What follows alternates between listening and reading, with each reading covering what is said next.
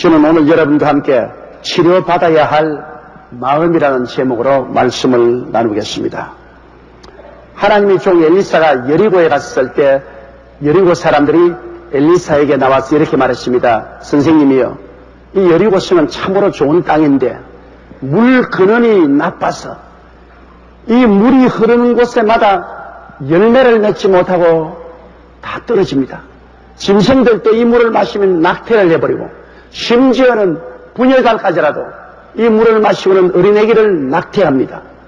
그러므로 이 물 근원이 독이 있은즉 이 땅이 저주로 가득하니 우리를 도와주소서.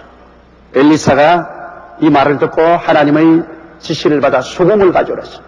소금을 담아오매 그걸 가지고 물 근원에 가서 뿌리면서 한 말이, 야훼께서 말씀하시기를 이 물 근원이 치료되었으니 이제는 열매를 맺을 것이라고 말했습니다.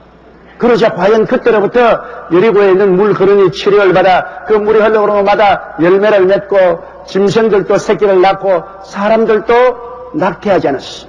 하나님의 치료가 그 물 근원에서 넘쳐나와 생명의 역사가 일어난 것입니다. 하나님께서 그 물 근원을 치료하기 전에는 그 물 근원에서 사망과 저주가 넘쳐났는데 물이 치료받고 난 다음부터는 생명과 부요가 그 물 근원에서 넘쳐나게 된 것입니다. 우리 인간들은 아담의 타락으로 인간의 마음이 죄의 누룩으로 말미암아 만물보다 부패하고 사망과 저주가 가득 차게 되었습니다. 그 때문에 인간의 마음에서 만든 인간 세계의 문화는 부패와 사망과 저주가 가득 찬 문화인 것입니다. 인간의 마음이 고침을 받기 전에는 이 사망과 저주를 벗어날 도리가 없습니다. 바로 우리 개인들도 마음이 생사화복의 생명의 근원이 된다는 사실을 우리가 분명히 알아야 됩니다. 여리고성 전체가 샘 근원으로 말미암아 죽고 사는 일이 일어난 것처럼 성경에는 생명의 근원이 우리 마음에 있다고 말했습니다. 그러므로 지킬 만한 것보다 내 마음을 지켜라고 강하게 말씀하고 계신 것입니다. 그런데 27년 전에 예수님께서 오셔서 갈보리 십자가에서 우리를 대신하여 죄의 부패와 사망을 멸하시고 청천하신 것입니다. 바로 예수 그리스도의 십자가의 보혈이 엘리사가 가지고 샘근을 정결케 한 소금과 같은 것입니다. 이 때문에 이제 십자가 보혈을 통하여 마음의 샘근을 치료하면 우리의 마음속에 사망과 저주가 넘쳐나오는 곳에 생명과 부요가 넘쳐나올 수 있게 된 것입니다. 첫째로 우리 인간의 마음은 죄악으로 오염되고 썩은 생명의 근원입니다. 사람의 마음이 죄악으로 오염되고 썩어 있기 때문에 어떤 교육이나 수양이나 도덕적인 훈련을 통해서도 사람이 변화되지 않습니다.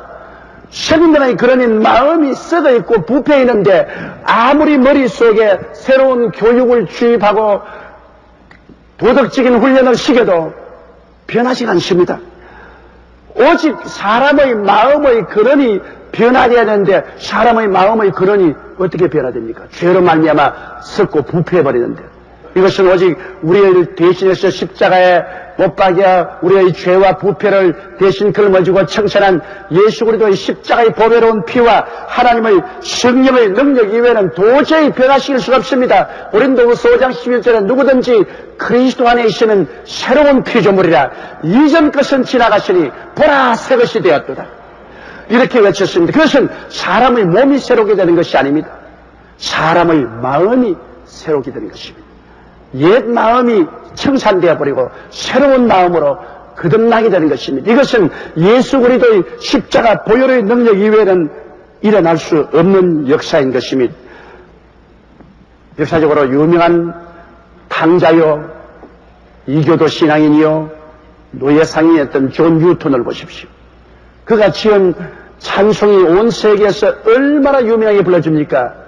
나 같은 죄인 살리신 주원의 고마워는, 이 찬송을 지은 존 뉴턴은 이교도요, 음란하고 방탕하고 술 취하며 아프리카 해안에 나서 노예를 잡아서 유럽이나 미국으로 팔아먹는 노예상인이었습니다.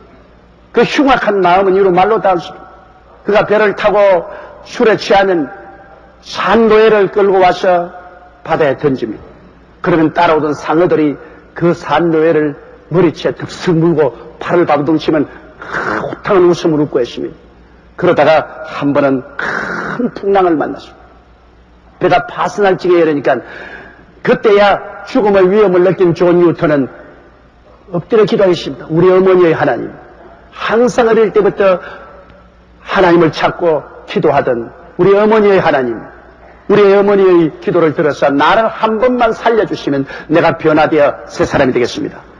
하나님이 그 기도를 들으셔서 무사히 배가 파손하지 않고 해안에 도착하자 그는 그때로부터 내려서 일생을 바쳐 주님을 위해서 하나님 사업을 한 위대한 주의 종이 되었습니다. 그 흉악한 마음이 어떻게 변화됐습니까?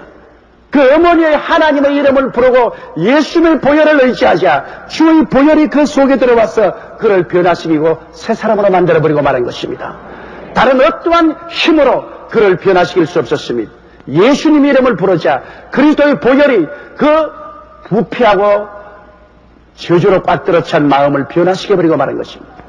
여러분이 잘 아는 우리 기독교 역사를 변화시킨 어거스틴 같은 성인도 그는 말로 형용할 수 없는 탕자였습니다. 그러나 그 어머니 모니카가 눈물을 흘리며 그 아들을 따르면서 기도를 했습니다. 그 결과 하나님 계시가 하루 그 마음속에 임하였습니다. 그가 예수 그리스도를 구주로 모시자 예수의 보혈과 성령의 능력이 그 탕자 어거스틴의 마음을 변화시켜서 그로 하여금 역사의 족적을 남긴 위대한 성인이 되어버리고 마는 것입니다. 여러분, 이러한 여러 가지 사건들을 통해서 볼 때 우리의 마음은 예수 그리스도의 보혈과 성령의 능력으로만 변화될 수 있지 그 이외에는 어떤 법으로나 힘으로 변화될 수 없다는 사실을 우리가 잘 알 수 있는 것입니다. 죄악으로 오염되고 썩은 생명의 근원이 죄악을 뿜어내고 있으니까 모든 삶 속에 저주가 박들어 차 있습니다.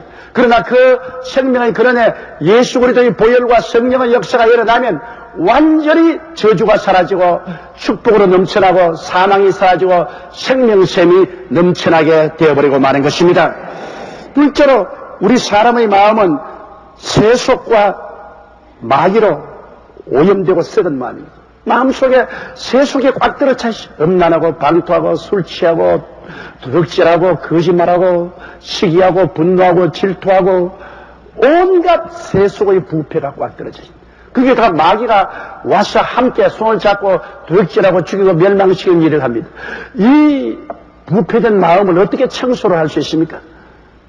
이것은 교훈으로나 교육으로나 법으로나 강제의 힘을 통해서 도저히 변화시킬 수가 없습니다.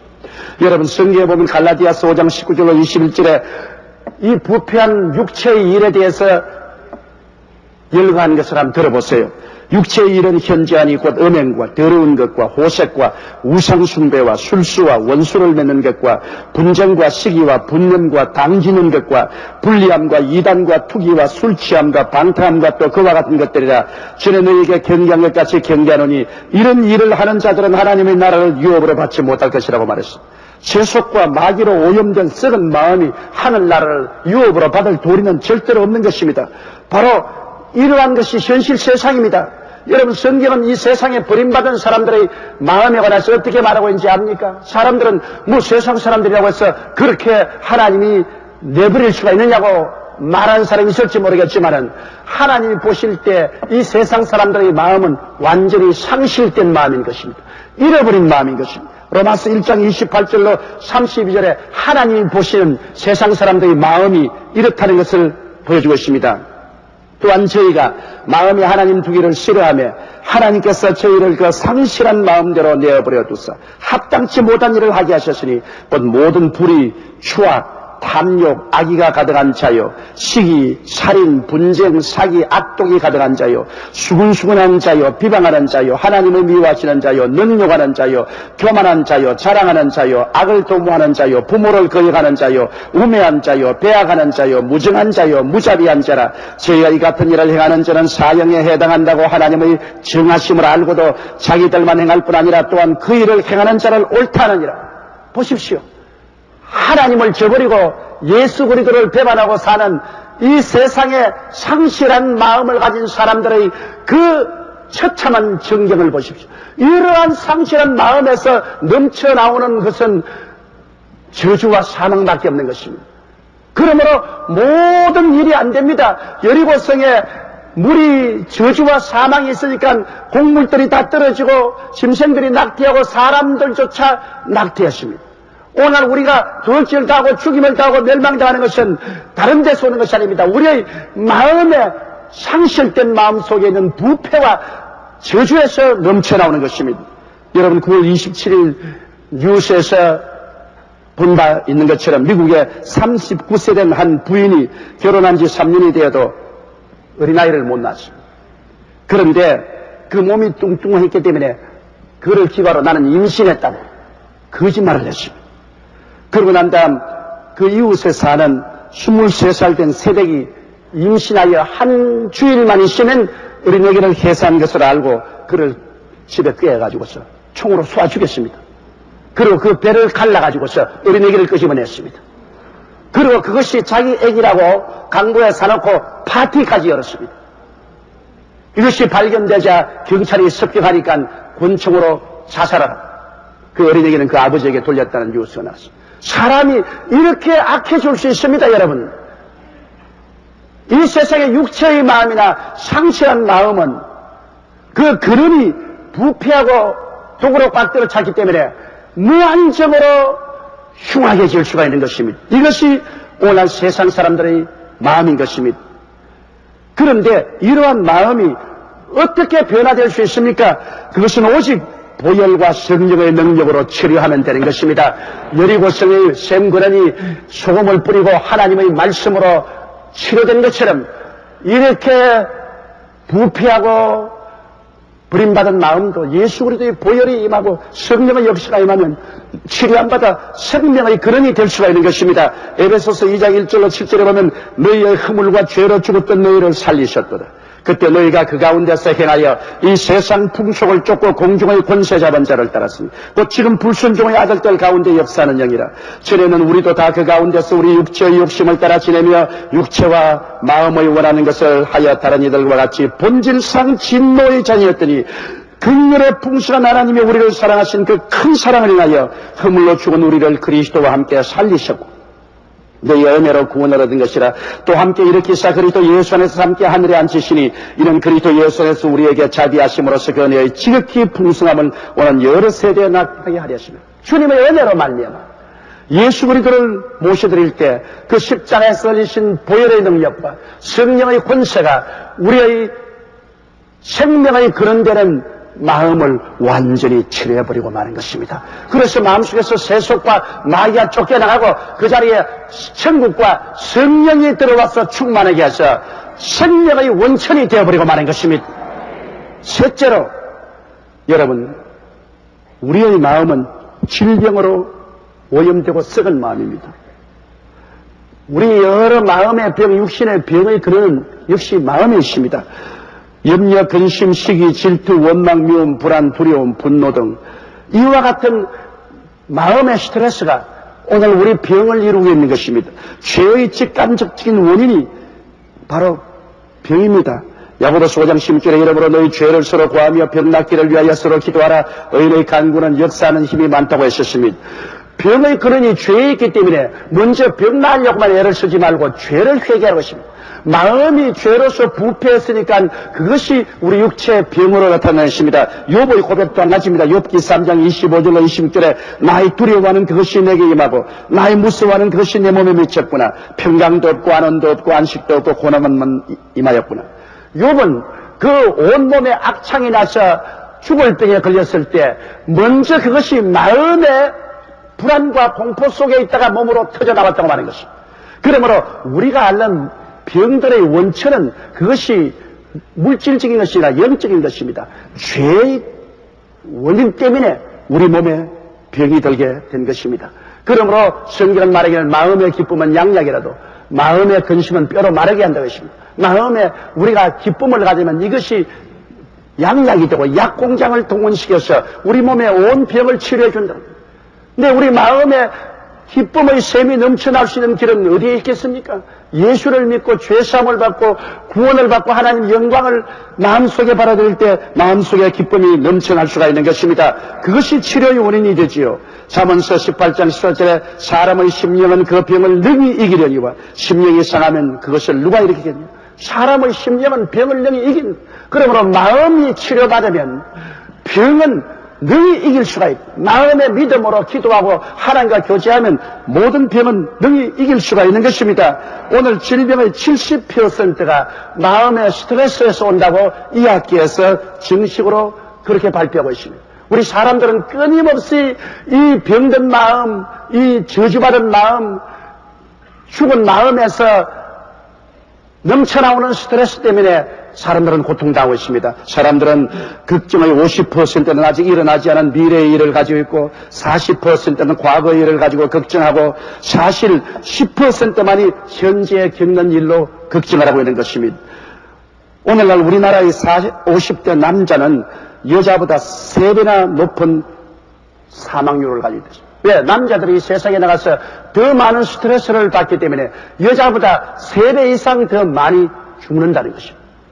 그러므로 스트레스가 우리 사람의 마음에 끼치는 질병이란 얼마나 무섭다는 것을 알 수 있는 것입니다.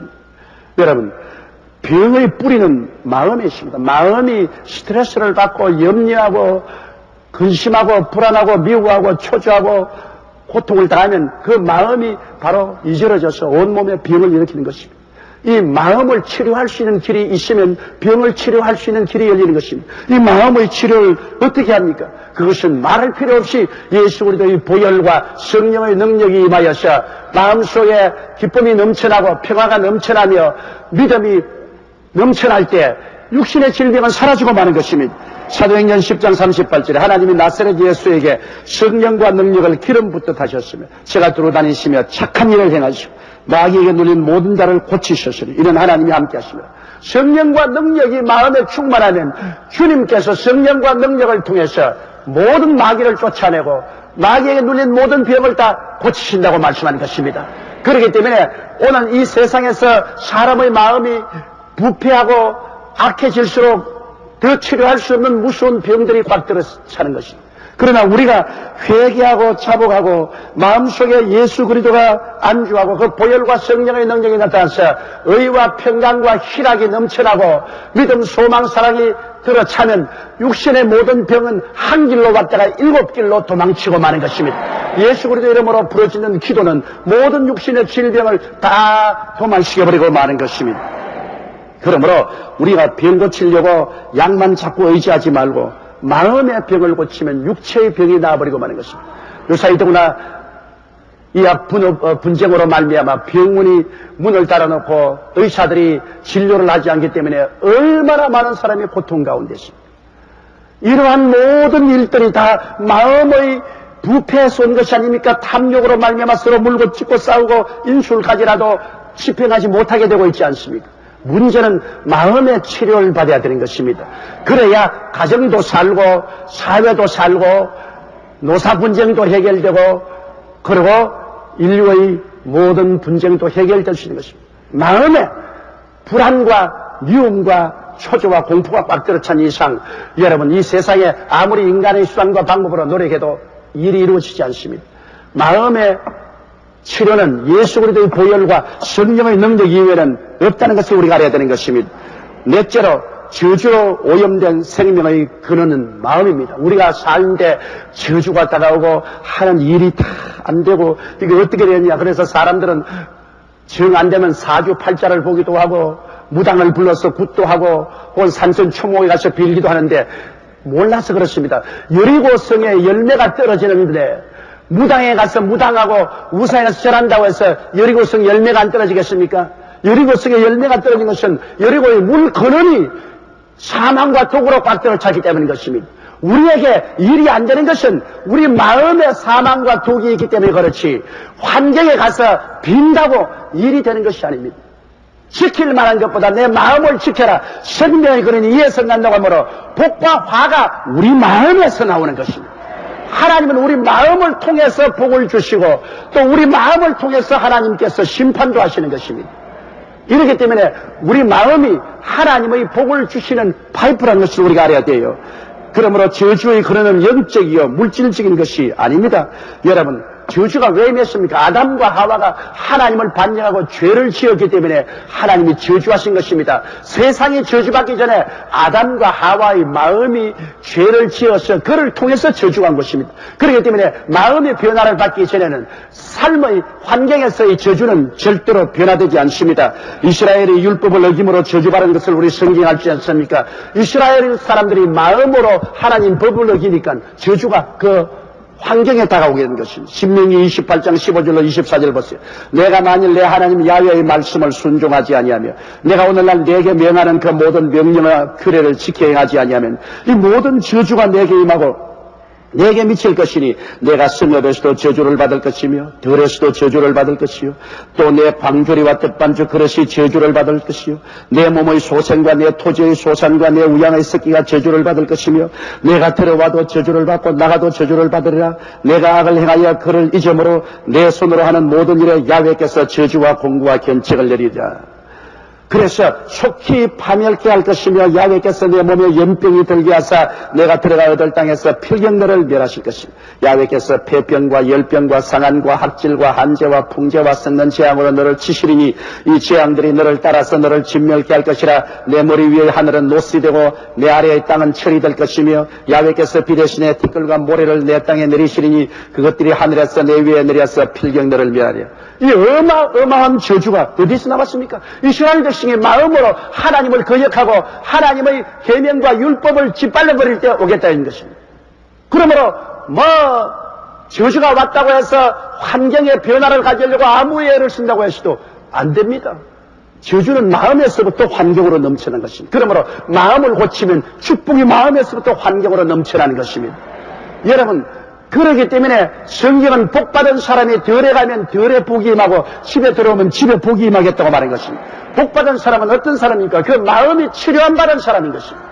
여러분, 마음이 예수님의 보혈과 성령의 능력으로 고침을 받으면 바로 복이 마음에서 넘쳐납니다. 갈라디아서 3장 13절에 그리스도께서 우리를 위하여 저주를 받은 바 되사 율법의 저주에서 우리를 속량하였으니 기록된 바 나무에 달린 자마다 저주 아래 있는 자라 했습니다. 바로 이것 보세요. 저주가 바로 예수 그리스도를 통해서 없어진다는 것입니다.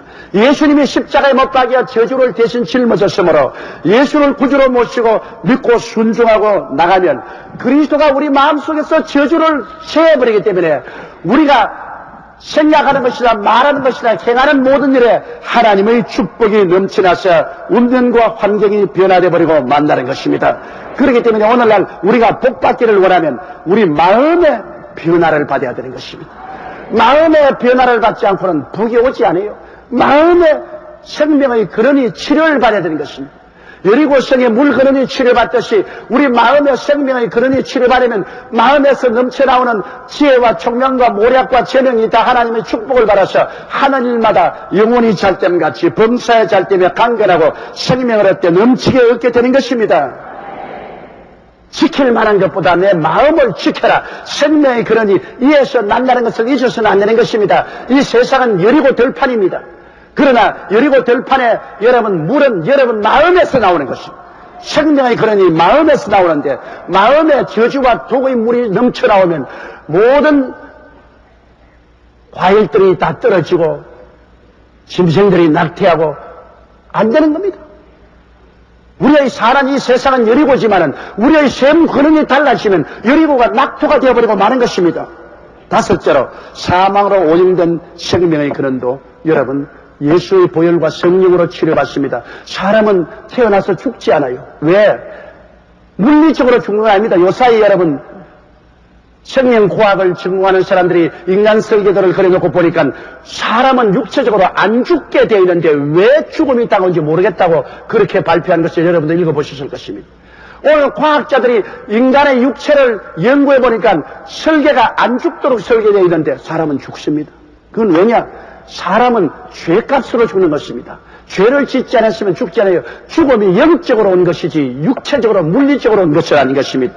그러므로 사람이 죄를 짓고 죄값으로 말미암아 그 육체가 성경에는 주님께서 창세기 3장 19절에 내가 얼굴에 땀을 흘려야 식물을 먹고 필경 흙으로 돌아가리니 그 속에서 내가 취함을 입었음이라 너는 흙이니 흙으로 돌아가라. 그것은 아담이 죄를 짓고 난 다음 하나님께서 그렇게 명령하는 것입니다. 그러나 아담의 후손들은 900여살까지 살았습니다. 그렇도록 인간의 몸은 잘 만들어진 것입니다. 그러나 죄가 온 몸을 먹어 들어갑니다. 욥기에 보면 사망의 먼저 난 것이 온 백체를 먹는다 했습니다. 사망의 장자가 백체를 먹는다. 사망의 장자는 영이야. 영이 죽으니까 백체가 다 사망에 먹히는 것입니다. 그러면 누가 우리를 이 사망에서 건질 수 있습니까?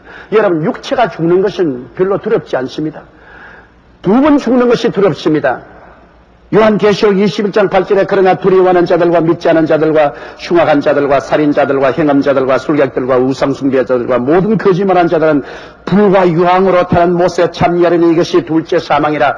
육체의 사망 이후에 그 영혼이 하나님께 버림받아 불과 유황으로 타는 못에 영혼이 버림받는 둘째 사망은 영원한 사망이요 무지무지하게 두려운 것입니다.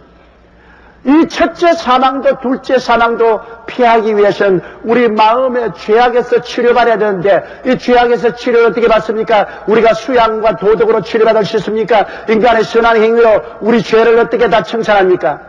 우리 주 예수께서 우리 죄를 대신해서 죄 없는 자로서 십자가에 못 박여 몸을 찢고 피를 흘려 죄를 청산해 주셨으므로 그리스도의 보배로운 피를 의지하면 사망으로 가득한 우리 마음이 용서를 받고 생명으로 넘쳐나게 되는 것입니다. 그래서 바울 선생은 사망한 너희 이기는 것이 어디 있냐고 큰 소리 할 수 있습니다. 로마서 10장 9절로 10절에 내가 만일 내 입으로 예수를 주로 시인하며 또 하나님께서 그를 죽은 자 가운데서 살리신 것을 내 마음으로 믿으면 구원을 얻으리니 사람이 마음으로 믿어 의에 이르고 입으로 시인하여 구원에 이르나니라고 말했습니다.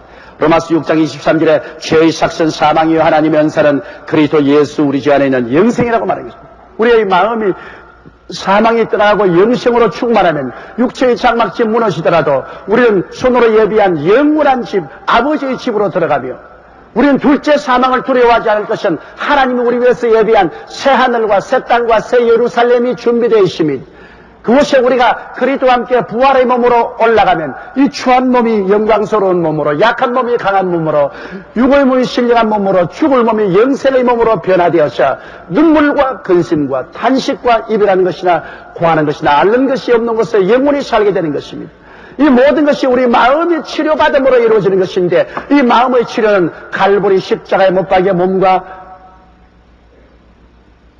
피를 흘리신 예수 그리스도를 구주로 모심으로 말미암아 이루어질 수 있는 것입니다. 그러므로 오늘 이 시간 생명의 근원이 여러분 마음에 있다는 것을 잊지 마십시오. 우리가 주를 모를 때는 이 마음에서 사망의 독이 넘쳐납니다.